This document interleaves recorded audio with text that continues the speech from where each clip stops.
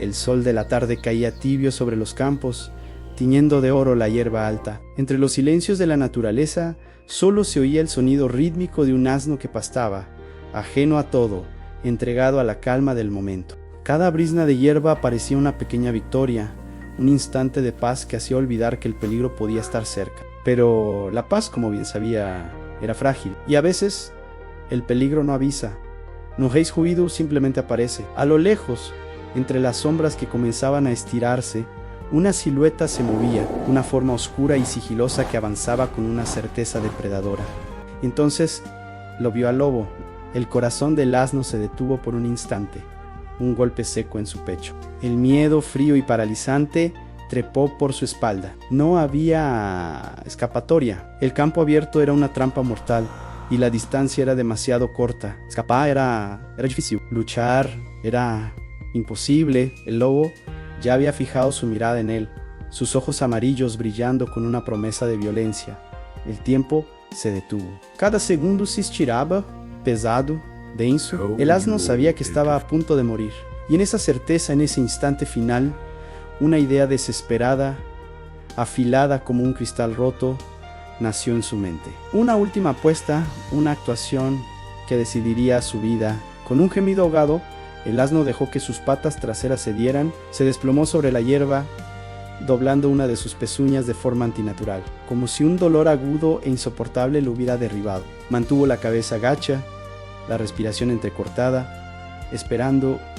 El lobo, desconcertado por la reacción, frenó su avance. Ya no corría, caminaba despacio, rodeándolo, estudiándolo. La tensión era casi física, un nudo en el aire. El lobo se detuvo a pocos metros, con la cabeza ladeada, los músculos tensos, listos para saltar a la menor señal de engaño. Su voz, un gruñido bajo y rasposo, rompió el silencio. Quería saber qué le había ocurrido, por qué había caído de esa manera. El asno levantó la cabeza lentamente, con una expresión de puro sufrimiento. Su voz salió temblorosa, un susurro cargado de dolor. Le explicó que al caminar había pisado algo, una espina larga y cruel que se le había enterrado profundamente en la pezuña.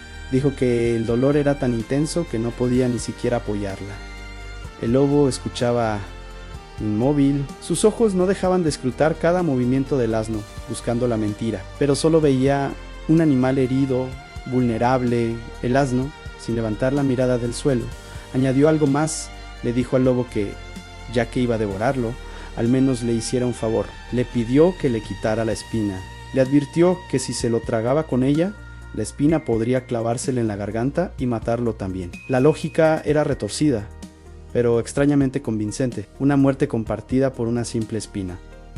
El lobo pareció meditarlo. La idea de una comida fácil se mezclaba ahora con una duda incómoda. El asno permanecía quieto, temblando visiblemente, ofreciendo su pata como una prueba de su sinceridad. Su aparente resignación era la pieza clave de su engaño. Había aceptado su destino y ahora solo le preocupaba el bienestar de su propio depredador. Era una ironía tan absurda que resultaba creíble. El lobo finalmente pareció ceder. La promesa de una comida sin riesgos era demasiado tentadora. Dio un paso adelante, luego otro. La confianza había vencido a la cautela. Se agachó, acercando su hocico a la pezuña levantada del asno. El mundo se redujo a ese único punto de encuentro. El aliento cálido del lobo sobre su piel, el olor a tierra y a sangre. El asno contuvo la respiración. Todo su ser se concentró en un único punto, en los músculos de su pata trasera, tensándolos en silencio, acumulando toda la fuerza que le quedaba. El lobo, concentrado en encontrar la supuesta espina, bajó la cabeza un poco más. Era el momento. ¿No habría otra oportunidad? Con un movimiento explosivo, salvaje y preciso, el asno descargó toda la energía acumulada. Su pata se disparó hacia atrás como un resorte. La coz fue brutal, un impacto sordo y violento que alcanzó al lobo de lleno en el hocico. Un chasquido seco resonó en el silencio del campo. El lobo fue lanzado hacia atrás, aullando de dolor y sorpresa. Rodó por el suelo, aturdido, con la mandíbula rota y la soberbia hecha pedazos. El engaño se reveló en toda su magnitud. No había espinas, solo astucia. El lobo se puso en pie trastabilando. Por un instante, sus ojos se cruzaron con los del asno. Ya no había hambre en ellos, solo el reconocimiento de su propia estupidez.